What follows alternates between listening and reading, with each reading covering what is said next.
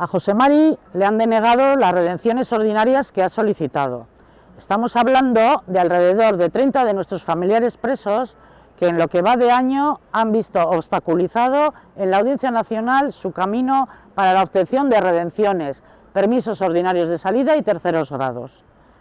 Este bloqueo provoca una flagrante conculcación de derechos, tanto a esos 30 presos y presas a quienes se les está negando mejoras que les corresponden, pero también a nosotros, sus familiares, y a la gente cercana, a los vecinos, a los amigos.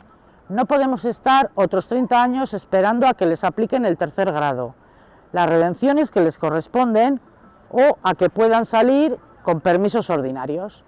Es su derecho.